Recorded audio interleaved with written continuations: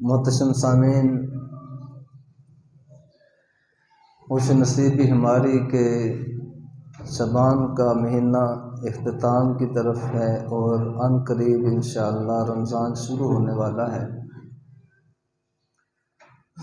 خالق کائنات کی بارگاہ اقدس میں عرض گزارتے ہیں کہ جو دن شعبان کے باقی ہیں اللہ خیر و عافیت کے ساتھ پورے فرمائے اور اپنی رحمت و احسان کے ساتھ اگرچہ چند لمحات ہی صحیح رمضان کے کچھ نہ کچھ لمحات ہمیں بھی عطا فرما دے۔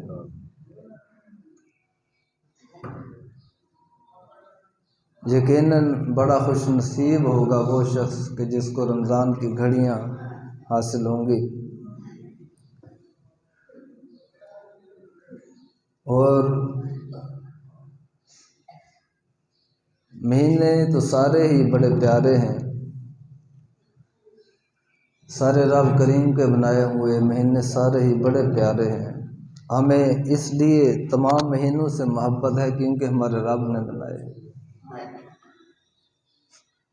لیکن بعض گھڑیوں کو اللہ مخصوص کر دیتا ہے، بعض دنوں کو اللہ مخصوص کر دیتا ہے، بعض راتوں کو اللہ مخصوص کرتا ہے اور بعض مہینوں کو اللہ مخصوص کر دیتا ہے، کس لیے؟ خاص طور پر اپنے بندوں پر کرم فرمانے کے لیے، خاص طور پر ان کو رحمتوں کے ساتھ نوازنے کے لیے۔ اللہ کریم نے ہمیں شب برات عطا کی۔ عید کی جو راتیں ہوتی ہیں وہ راتیں خاص ہوتی ہیں۔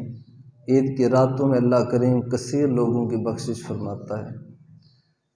شب قدر بڑی فضیلت والی، بڑی شان والی رات ہے کہ اس رات میں بھی بڑے لوگ نوازے جاتے ہیں، اور اللہ کی مہربانی دیکھیں اس امت پر کہ اللہ کریم نے اس کرم کو صرف چند دنوں یا چند راتوں تک محدود نہیں رکھا، بلکہ سال کے اندر ایک پورا مہینہ اس امت کو عطا فرمایا، پورا مہینہ عطا فرما دیا کہ یہ پورا مہینہ ہی بخشش کا مہینہ ہے، پورا مہینہ کرم کا مہینہ ہے، پورا مہینہ رحمتوں کا مہینہ ہے۔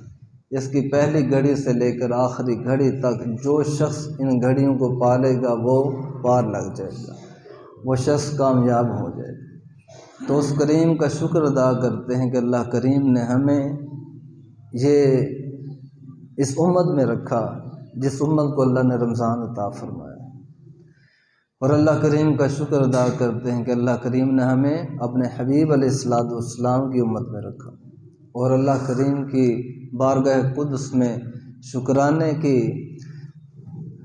تحفے پیش کرتے ہیں کہ عن قریب وہ ہمیں رمضان عطا کرنے والا ہے۔ اس کریم کے بارگاہ اقدس میں عرض کرتے ہیں کہ اللہ کریم اس آنے والے رمضان کو کل امت کے لیے خیر کا سبب بنا دے، کل امت کے لیے بخشش کا سبب بنا دے، کل امت کے لیے ترقی اور کامیابی کا سبب بنا دے۔ محتشم سامعین، یہ بات ہم بڑی سنتے آئے ہیں کہ اللہ تعالیٰ اپنے بندے کے ساتھ 70 ماؤں سے بڑھ کر پیار کرتا ہے۔ ایک دفعہ آقا علیہ الصلوۃ والسلام تشریف فرما ہے اور ایک خاتون سامنے بیٹھی اور اس نے اپنے بچے کو گود میں لیا ہوا ہے اور بڑا پیار کر رہی ہے، بڑا لاڈ کر رہی ہے اس کے ساتھ۔ ذرا سا روتا ہے تو اس کی سانسیں خشک ہونا شروع ہو جاتی ہیں۔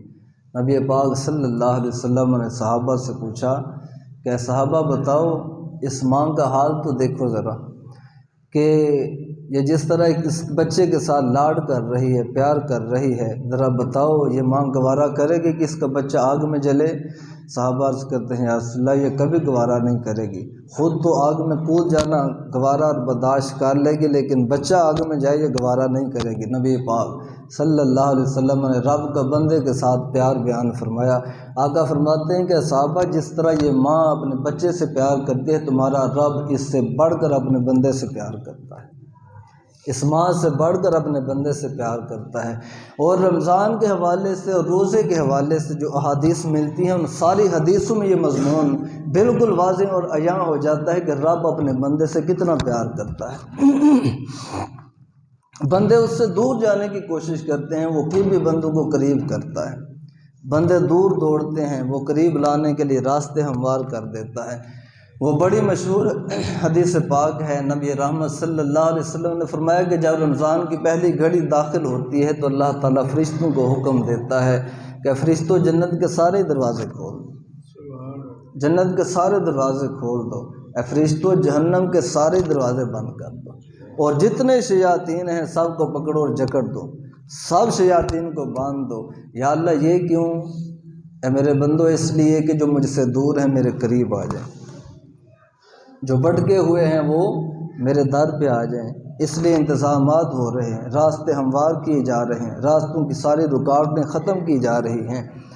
یہ کب ہوتا ہے؟ جب کسی سے بڑا پیار ہوتا ہے، جب کسی سے بڑی محبت ہوتی ہے، پھر اس کے لیے راستے ہموار کیے جاتے ہیں، راستوں کی رکاوٹیں ختم کی جاتی ہیں، گلے شکوے بھلا دیے جاتے ہیں۔ جب دوست کسی دوست سے بڑی محبت کرتا ہے نا، اس کو اپنے پاس دعوت پہ بلاتا ہے، یار ملنے تو آؤ، تو وہ کہتا ہے یار وقت نہیں ہے، دوست کہتا ہے یار وقت نکالو، پھر وہ کہتا ہے یار میرے پاس تو آنے کا انتظام ہی نہیں ہے، تو یہ کہتا ہے بھی انتظامات سارے میں کرتا ہوں، گاڑی میں بھیجتا ہوں، ڈرائیور میں بھیجتا ہوں، پیٹرول کا خرچ میرا ہوگا، جانے آنے کی ساری ضروریات میرے ذمہ ہیں، بس تم آ جاؤ۔ یہ کب ہوتا ہے؟ جب دوست سے بڑی محبت ہوتی ہے، پھر راستے خود ہموار کیے جاتے ہیں، رکاوٹیں ختم کر دی جاتی ہیں۔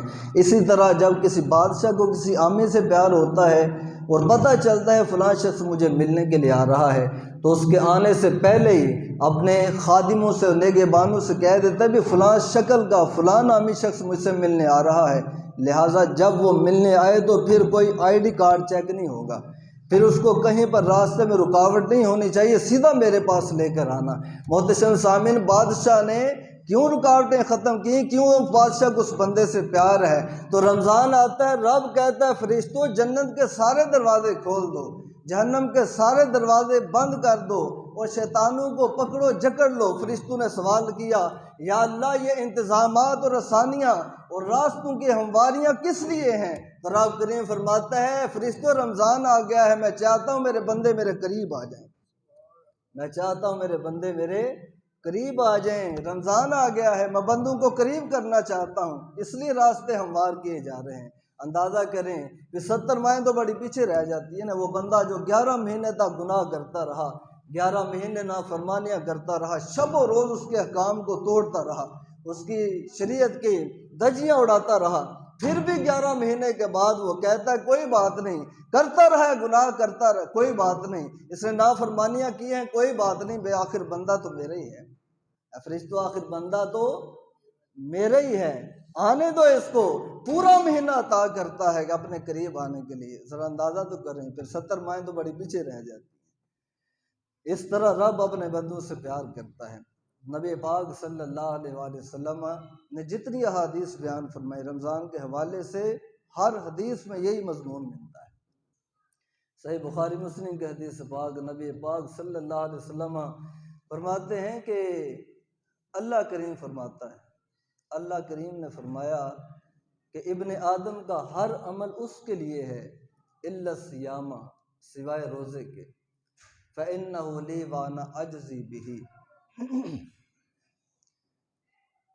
ابن آدم کا ہر عمل اسی کے لیے ہے سوائے روزے کے لیے، روزے کے، روزہ میرے لیے ہے اور اس کا بدلہ اور جزا بھی میں خود ہی عطا کروں گا۔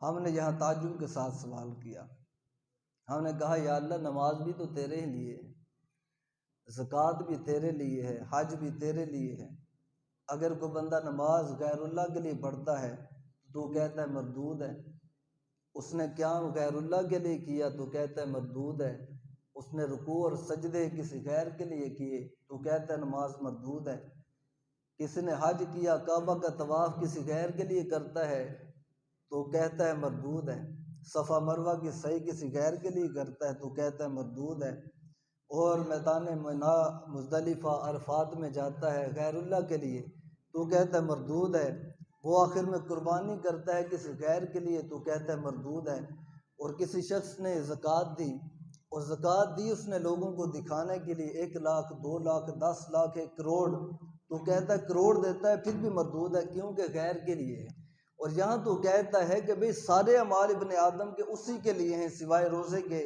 روزہ میرے لیے ہے، تو اللہ کریم کی طرف سے جواب آتا ہے میرے بندو نماز بھی میرے ہی لیے ہے، زکوٰۃ بھی میرے لیے ہے، حج بھی میرے لیے ہے، یہ سارے اعمال صالحہ میرے لیے ہیں، لیکن روزے کی نسبت اس لیے خاص طور پر اپنے طرف کی ہے کیونکہ روزے کے اندر اخلاص سب سے زیادہ پایا جاتا ہے۔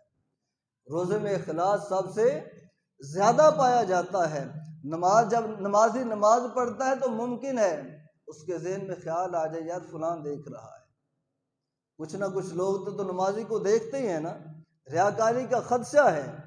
اور جب کوئی بندہ حج کرتا ہے بہت سے لوگ دیکھتے ہیں وہاں ریاکاری کا خدشہ ہے۔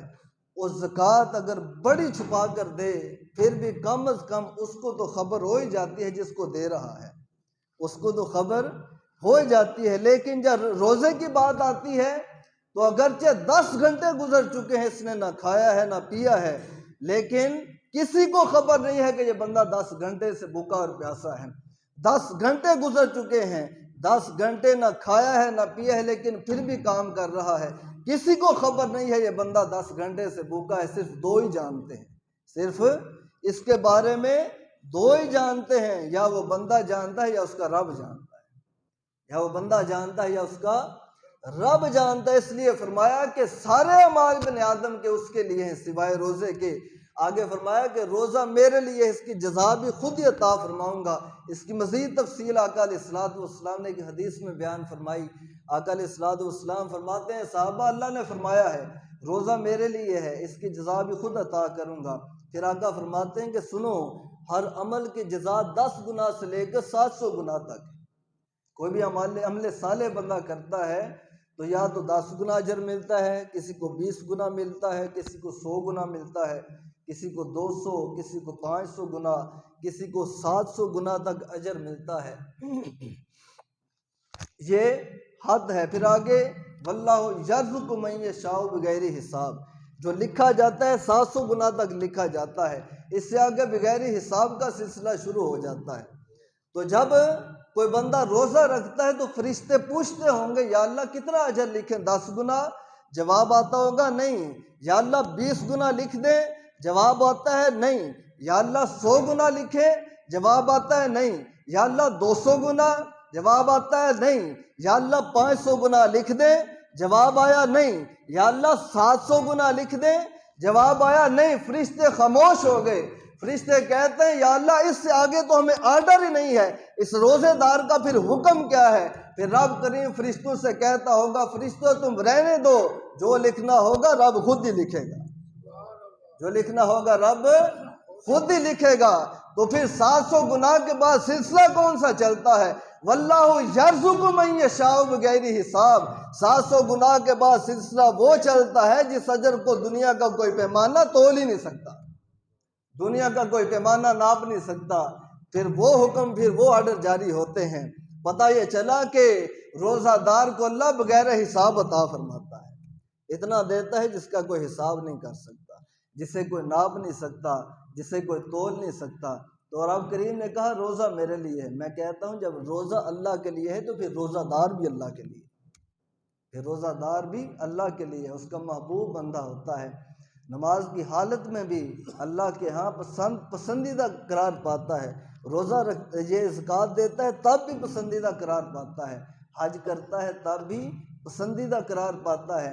تو رب کہتا ہے نمازی بھی میرے لیے، زکاتی بھی میرے لیے، حج بھی میرے لیے، لیکن جب بندے نے روزہ رکھا ہوتا ہے اس وقت وہ مجھے سب سے بڑھ کر محبوب ہوتا ہے، اس وقت وہ سب سے بڑھ کر محبوب ہوتا ہے۔ نبی پاک صلی اللہ علیہ وسلم نے فرمایا نہیں تھا جمعرات کا روزہ رکھتے؟ صحابہ نے پوچھا یا رسول اللہ کیوں رکھتے ہیں سوموار اور جمعرات کا؟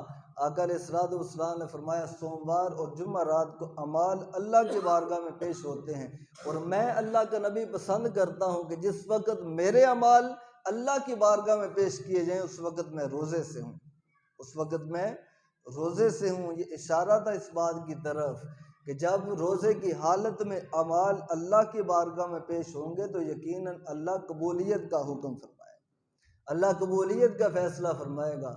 یہ روزہ اللہ کے ہاں اتنا محبوب اور اتنا پسندیدہ ہے۔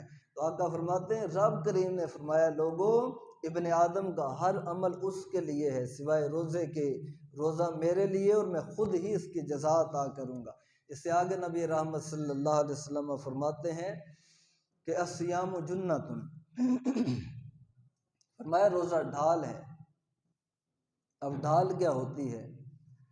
میدان جنگ میں جب مجاہد و سپاہی لڑنے کے لیے جاتے تھے تو ان کے ایک ہاتھ میں تلوار ہوتی، دوسرے ہاتھ میں ڈھال ہوتی، لوہے کی پلیٹ، جس کے ذریعے وہ دشمن کے وار سے خود کو محفوظ کرتے، دشمن کے تیر، تلوار اور نیزے کے وار سے خود کو محفوظ کرتے۔ اور جس کے پاس ڈال ہوتی وہ زیادہ محفوظ ہوتا، اور جس کے پاس ڈال نہ ہوتی اس کے زخمی ہونے اور شہید ہونے کے چانس زیادہ ہوتے تھے۔ تو آقا نے فرمایا کہ بھئی روزہ بھی ڈال ہے۔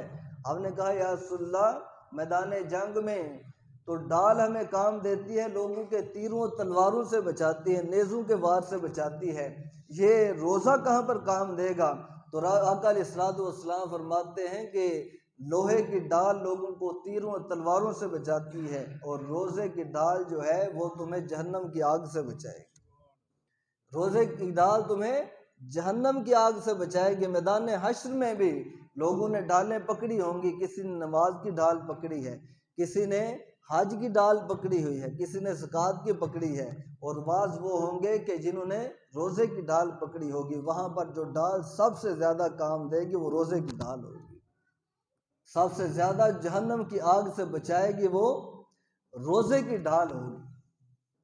وہاں پر جو بندہ سب سے زیادہ جہنم کی آگ سے محفوظ ہوگا وہ ہوگا کہ جس نے دنیا میں رمضان کی قدر کی ہوگی، جس نے دنیا میں رمضان کے روزے رکھے ہوں گے، جس نے دنیا کے اندر رات کو رمضان میں قیام کیا ہوگا، میدان حشر میں یہ اس کے لیے جہنم سے آزادی کا سبب بن جائے گا۔ تو آقا فرماتے ہیں الصوم جنۃ، کہ روزہ ڈھال ہے، یہ تمہیں جہنم کی آگ سے بچاتا ہے۔ نبی رحمت صلی اللہ علیہ وسلم کے غلام ہیں حضرت ابو امامہ رضی اللہ تعالیٰ عنہ۔ ابو امامہ آقا علیہ الصلوۃ والسلام کی بارگاہ میں حاضر ہوتے ہیں اور عرض کرتے ہیں یا رسول اللہ صلی اللہ علیہ وسلم مجھے کوئی عمل بتائیں۔ آقا علیہ الصلوۃ والسلام فرماتے ہیں کہ اے میرے غلام روزہ رکھا کر، اس کے برابر کوئی عمل نہیں، روزہ رکھا کر، اس کے برابر کوئی عمل نہیں ہے۔ یہاں پر شارحین نے لکھا ہے کہ وہ کیسا عمل حضرت ابو امامہ نے پوچھا تھا۔ شارحین لکھتے ہیں یہاں کچھ کلام محذوف ہے، اور وہ یہ ہے کہ حضرت ابو امامہ نے یہ پوچھا تھا یا رسول اللہ ایسا عمل بتائیں جو مجھے جنت میں پہنچا دے۔ تو اس کے جواب میں آقا نے فرمایا کہ بھی روزہ رکھا کر، اس کے برابر کوئی عمل نہیں۔ پھر سوال کیا یا رسول اللہ کوئی عمل بتائیں جو جنت میں پہنچا دے۔ آقا پھر فرماتے ہیں ابو امامہ روزہ رکھا کر، اس کے برابر کوئی عمل نہیں ہے۔ یہ جملہ بہت بڑا ہے، جو فرمایا نا اس کے برابر کوئی عمل نہیں ہے، بہت بڑا جملہ ہے۔ تو پہلے تو فکر دیکھیں حضرت ابو امامہ کی کہ ان کا سوال کیا ہے، یا رسول اللہ عمل ایسا بتائیں کہ جو جنت میں پہنچائے۔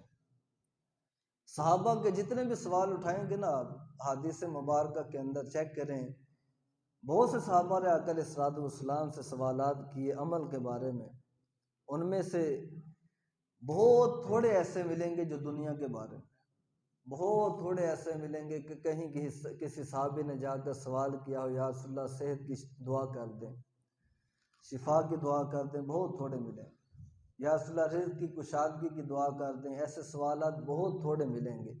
پھر صحابہ سوال کون سے کرتے تھے؟ کوئی صحابی جا رہا ہے یا رسول اللہ کو ایسا عمل بتائیں جو مجھے جنت میں پہنچا دے۔ کوئی صحابی سوال کر رہا ہے یا رسول اللہ کو ایسا عمل بتائیں جس سے مجھے رب کا قرب نصیب ہو جائے۔ کوئی صحابی سوال کر رہا ہے یا رسول اللہ ایسا عمل بتائیں جس سے میرا رب مجھ سے راضی ہو جائے، یا رسول اللہ ایسا عمل بتائیں جس سے میری آخرت بن جائے، آخرت سنور جائے۔ یہ صحابہ کے سوال ہوا کرتے تھے۔ تو ایسی فکر پیدا کرنے کی ضرورت ہے کہ صحابہ بھی دنیا میں رہتے تھے، دنیا کی زندگی گزاری، دنیا کی مشکلات دیکھیں، بلکہ ہم سے زیادہ دیکھی ہیں۔ آج ہمیں تو تھوڑی سی پریشانی آتی ہے تو پھر ہم پریشانی کی انتہا کو پہنچ جاتے ہیں، نڈال ہو جاتے ہیں، اور پھر دن رات اسی دنیاوی پریشانی کو ختم کرنے کے لیے تگ و دو میں لگ جاتے ہیں۔ صحابہ نے ہم سے زیادہ پریشانیاں دیکھی ہیں، غربت ہم سے زیادہ، مشکلات ہم سے زیادہ دیکھی ہیں، لیکن اس کے باوجود ان کی فکر ساری کی ساری آخرت کے بارے میں رہی، ساری فکر آخرت کے بارے میں۔ صحابہ تو جنگ پر جایا کرتے تو وہاں بھی کھانے کو کچھ نہ ملتا، پانی اور کھجور پاس ہوتے ہیں، بعض دفعہ وہ بھی ختم ہو جاتے، اور درختوں کے پتوں اور گھاس پر گزارا کیا کرتے تھے۔ ایسے دن بھی صحابہ نے دیکھے، تو ہم سے زیادہ مشکلات انہوں نے دیکھی، لیکن فکر پھر بھی ایک ہی رہی ہے، اور وہ فکر آخرت ہے۔ آج وہ فکر اپنے اندر پیدا کرنے کی ضرورت ہے۔ ہر بندہ فکر مند ہو یار میری قبر کیسے روشن ہوگی، ہر بندہ فکر مند ہو یار میری آخرت کیسے بنے گی، آخرت کیسے سنورے گی۔ ہر بندہ ہر وقت اس فکر میں ہو کہ میرا رب راضی کیسے ہوگا، ہر بندہ ہر وقت اس فکر میں ہو کہ رب کی جنت کیسے حاصل ہوگی۔ تو صحابہ کی یہ فکر تھی کہ ہر وقت آخرت کے بارے میں سوچتے۔ تو یا رسول اللہ بتائیں تو صحیح کوئی عمل ایسا جو جنت میں پہنچائے۔ آقا فرماتے ہیں روزہ رکھا، اس کے برابر کوئی عمل نہیں ہے۔ تو یہاں پر علماء لکھتے ہیں کہ اشارتاً آقا نے بتایا ہے کہ آقا علیہ الصلوۃ والسلام فرمانا چاہ رہے ہیں ابو امامہ روزہ رکھ، اس کے بدلے تجھے رب جنت عطا فرمائے، اس کے بدلے تجھے جنت عطا کرے گا۔ تو روزے کا بدلہ جنت ہے۔ تو آسان سا نسخہ اصول آقا علیہ الصلوۃ والسلام نے ہمیں دے دیا کہ لوگوں اگر رب کی جنت چاہتے ہو تو پھر رمضان کی قدر کرنا، پھر رمضان کی پاسداری کرنا، اس کے دن کو روزہ رکھنا، اس کی راتوں میں قیام کرنا، تھوڑی دیر اپنی نیند قربان کر لینا، تھوڑا سا اپنے جسم کو کمزور کر لینا بھوک اور پیاس کے ساتھ، لیکن رمضان کی بے قدری نہ کرنا اگر رب کی جنت چاہتے ہو۔ تو نبی کریم صلی اللہ علیہ وسلم روزے کا حال بیان فرماتے ہیں اسی حدیث پاک کے اندر جو پیچھے سے چل رہی ہے۔ آقا علیہ الصلوۃ والسلام فرماتے ہیں کہ میرے غلاموں جب تم میں سے کوئی روزے سے ہو تو پھر فحش کلامی نہ کرے، بے حیائی کی بات نہ کرے اور جھگڑا نہ کرے، اور یہاں تک کہ اگر کوئی اس سے جھگڑا کرے تو پھر آگے سے صرف اتنا کہہ دے کہ انا صائمن، بھائی میں تجھے جواب نہیں دیتا کیونکہ میں روزے سے۔ اب ان دو لائنوں کے اندر آقا علیہ الصلوۃ والسلام نے روزے کا حال بیان اور مقصود بیان فرما دیا۔ وہ جو قرآن پاک میں اللہ کریم نے فرمایا تھا لعلکم تتقون، کہ لوگوں روزے تمہیں اس لیے دے رہا ہوں تاکہ تمہارے اندر تقوی پیدا ہو جائے۔ اس تقوی کی وضاحت ان دو لائنوں کے اندر آقا علیہ الصلوۃ والسلام نے بیان فرمائی۔ تقوی کیا ہے؟ روزہ تمہیں کیا دینے آتا ہے؟ رمضان تمہیں کیا دینے آتا ہے؟ رمضان تمہیں دینے ہی آتا ہے کہ رمضان بتاتا ہے کہ صرف بندے تیرے منہ اور تیرے پیٹ کا روزہ نہیں ہے بلکہ تیرے پورے جسم کا روزہ ہے۔ روزہ تیرے پورے جسم کا ہے جس میں ہر عضو کا روزہ ہے۔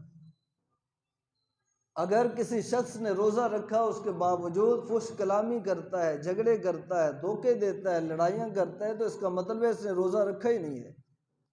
روزہ پھر کیا ہے؟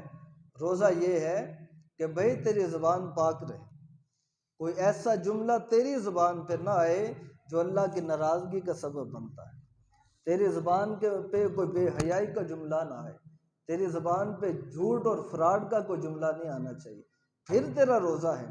اگر یہ معاملہ نہیں تو پھر تو نے روزہ نہیں رکھا، تو نے بھوک اور پیاس تو کاٹی ہے لیکن وہ روزہ جو تجھ سے مطلوب تھا تو نے اس کا تقاضا پورا نہیں کیا۔ اور روزہ کیا ہے؟ بھائی کان کو موقع ملے اللہ کی نافرمانی کی بات سننے کا، لیکن یہ بندہ اپنے کانوں کو کسی اور طرف متوجہ کر لے، کسی اور طرف متوجہ کرے، پھر پتہ چلتا ہے کہ اس نے روزہ رکھا ہوا ہے۔ اور ہاتھوں کو موقع ملا ظلم کرنے کا، لیکن یہ اپنے ہاتھوں کو ظلم سے پاک رکھتا ہے۔ جعلی سائن کرنے کا موقع مل رہا تھا، بہت سی دولت مل رہی تھی، لیکن اس نے اپنے ہاتھوں کو روک لیا۔ اس کو رشوت لینے کا موقع مل رہا تھا لیکن ہاتھوں کو روک لیا۔ سود کے پیسے پکڑنے کا موقع مل رہا تھا لیکن اس نے ہاتھوں کو روک لیا۔ شراب بیچی تھی جس کا بیچنا جائز نہیں تھا، اس کی رقم مل رہی تھی لیکن اس نے ہاتھوں کو پیچھے کر لیا۔ بھائی کیوں ہاتھ کیوں پیچھے ہٹاتا ہے؟ کہتا ہے یار اس لیے کہ میرے رب اور رسول نے منع کیا ہے، میں روزے سے ہوں، میرے رب اور رسول نے منع کیا ہے، رمضان آیا ہوا ہے، یہ میں رمضان گزار رہا ہوں، میرے لیے ہر چیز اللہ نے جو اس کی ناپسندیدہ ہے ہر چیز حرام کر دی گئی ہے، اس لیے میرے ہاتھ رشوت نہیں پکڑیں گے، میرے ہاتھ سود کے پیسے نہیں پکڑیں گے، میرے ہاتھ جعلی سائن نہیں کریں گے۔ اسی طرح اس کے دوست کہتے ہیں چل یار فلاں جگہ پر بڑی محفل بنی ہوئی ہے، وہاں شباب و کباب ہیں، وہاں چلتے ہیں، لیکن اس کے پاؤں رک جاتے ہیں، پاؤں آگے بڑھتے نہیں ہیں، پاؤں اٹھتے نہیں ہیں۔ دوست پوچھتے ہیں تجھے کیا ہو گیا ہے، آگے کیوں نہیں چلتا؟ تو کہتا ہے یار اللہ اس کے رسول نے منع کر دیا، میرے رب رسول نے منع کیا ہے، تم نہیں جانتے رمضان آیا ہوا ہے، میں نے روزہ رکھا ہوا ہے، اور روزہ صرف میں نے پیٹ کا نہیں رکھا، روزہ صرف میں نے منہ کا نہیں رکھا، بلکہ میں نے پورے جسم کا روزہ رکھا ہے، میرے سر سے لے کر پاؤں تک میرا جسم روزے میں ہے۔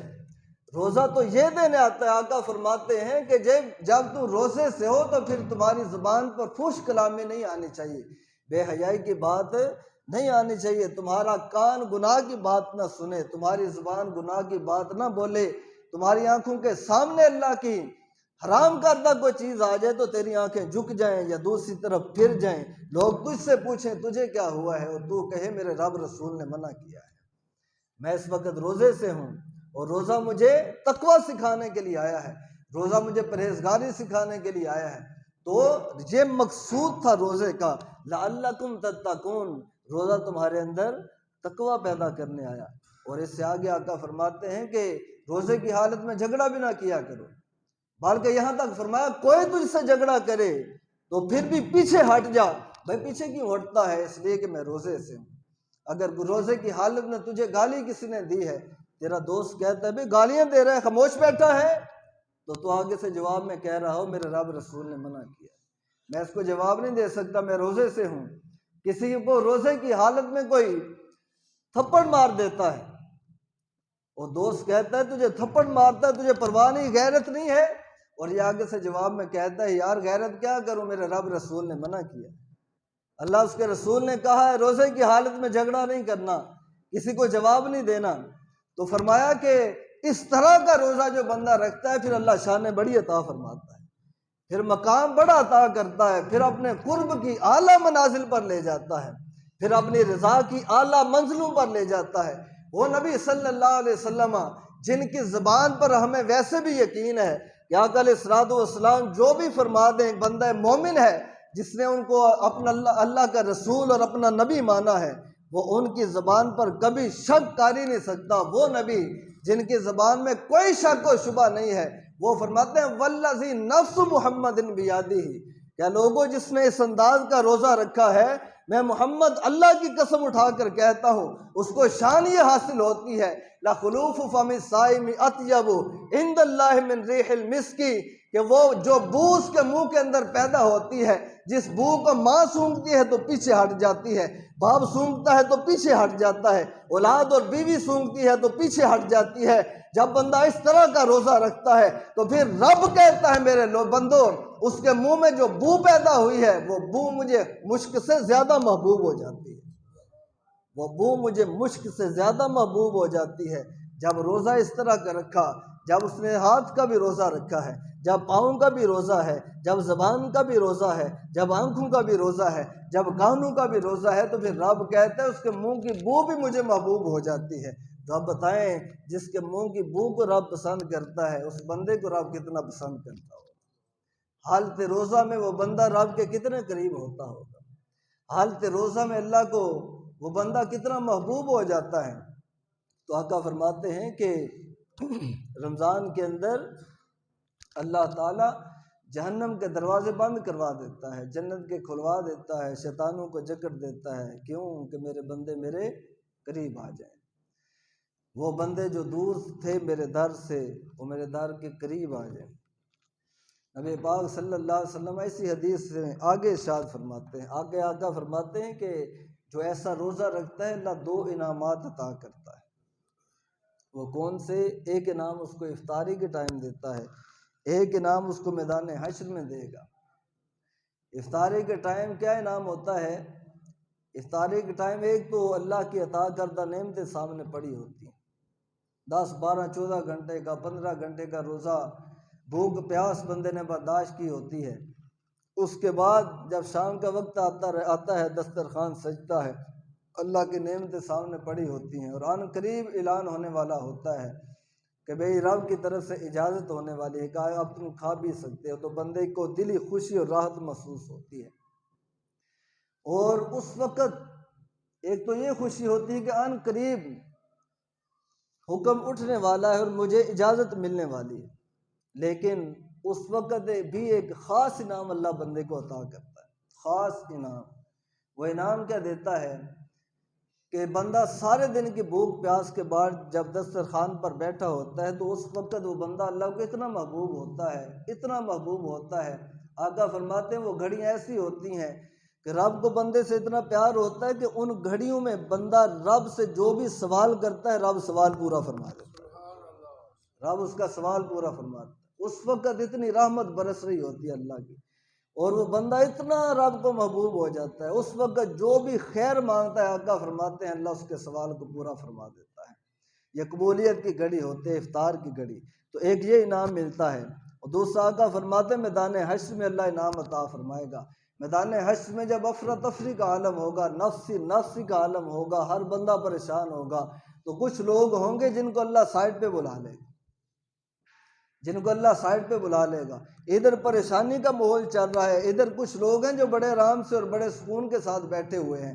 ہم نے پوچھا یا رسول اللہ وہ کون سے لوگ ہیں جو بڑے سکون میں ہوں گے، بڑے آرام میں ہوں گے؟ آقا فرماتے ہیں وہ بندے کہ جو دنیا میں رمضان کی قدر کیا کرتے تھے، جو روزہ رکھا کرتے تھے۔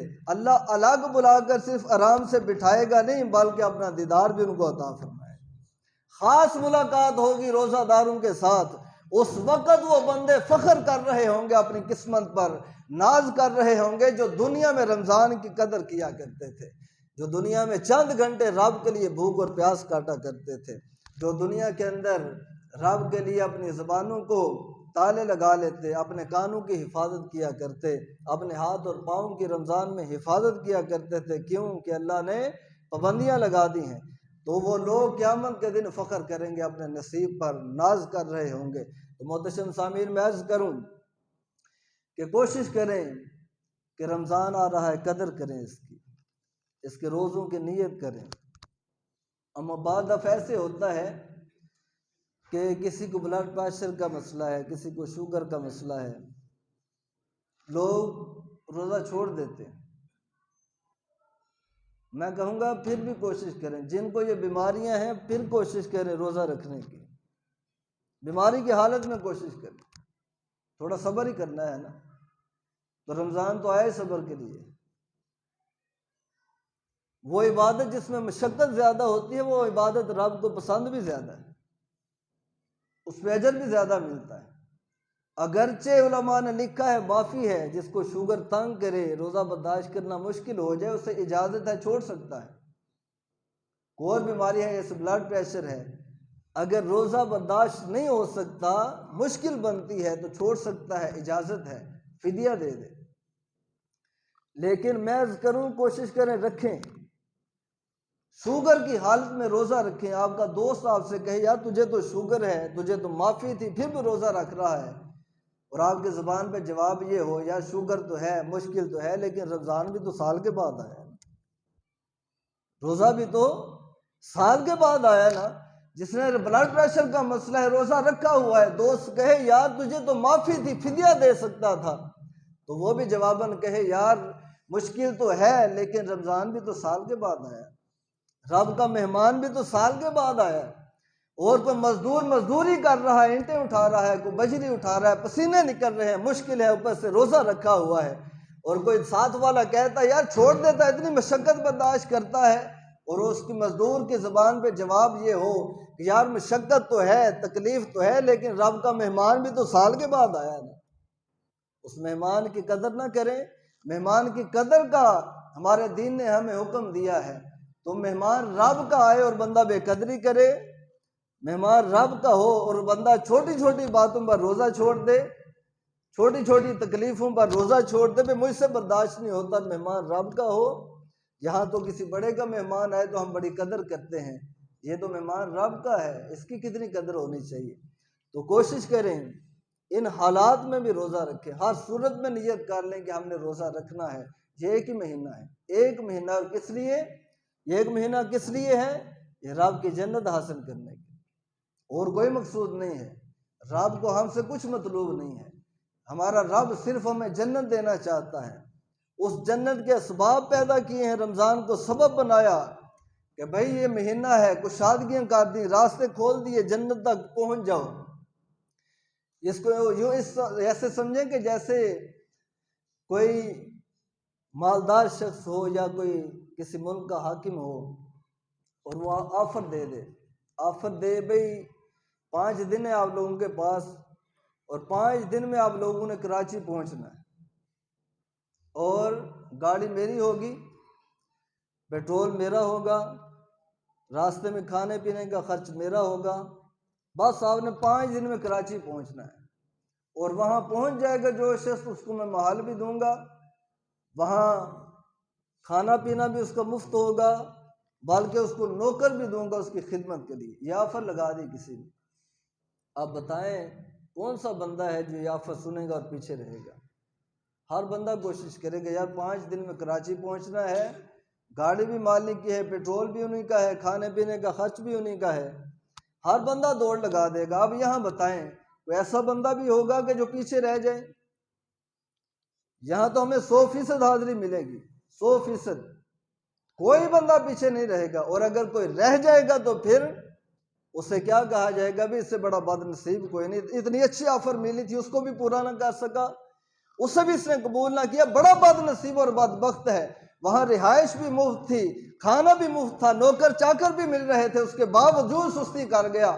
یہی معاملہ رمضان کا ہے کہ رمضان کے اندر اللہ نے آفر دی ہے، تمہارے پاس 30 دن ہے، اور 30 دنوں کے اندر جنت کے دروازے بھی کھلے ہیں، جہنم کے دروازے بھی بند ہیں، اور وہ شیطان جو تمہیں مجھ تک اور جنت تک آنے کے لیے روکا کرتے تھے، ان شیطانوں کو بھی میں نے جکڑ دیا ہے۔ اے لوگوں 30 دن ہیں، 30 دنوں کے اندر جو چاہے جنت حاصل کر لے، 30 دنوں میں جو چاہے جنت حاصل کر لے، وہاں رہائش بھی مفت ہے، محلات بھی مفت ہیں، کھانا پینا بھی مفت ہے، بلکہ نوکر بھی خدمت کے لیے ملیں گے۔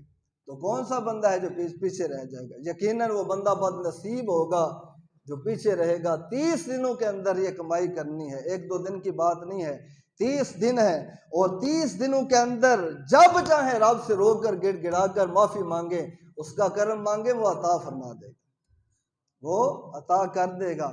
تو میں محتشم سامعین کوشش کریں 30 دن لگا لیں، اپنے جسموں کو مشقت میں ڈال لیں، جسموں کو تکلیف میں ڈال لیں، بھوک اور پیاس کی عادت بنا لیں، کام تھوڑا ہوتا ہے تھوڑا کر لیں، لیکن نیت کریں کہ میں نے روزہ نہیں چھوڑنا، نیت کریں کہ میں نے رات کا قیام نہیں چھوڑنا، تھکے ماندے آئے ہیں کام سے، جسم ساتھ نہیں دے رہا، اس کے باوجود کوشش کریں تراویح میں شرکت ہو، گھنٹہ ڈیڑھ لگتا ہے، کوئی بڑا لمبا چوڑا ٹائم نہیں، اور آج کل جو ٹائم ہے ہمارے 8:15 8:30 تراویح شروع ہوگی، اور انشاءاللہ 10 تک ہم فارغ ہو جائیں گے، اتنا سا ٹائم ہے، اور یہ مہینہ یہ 1.5 گھنٹہ اپنے رب کو دیں۔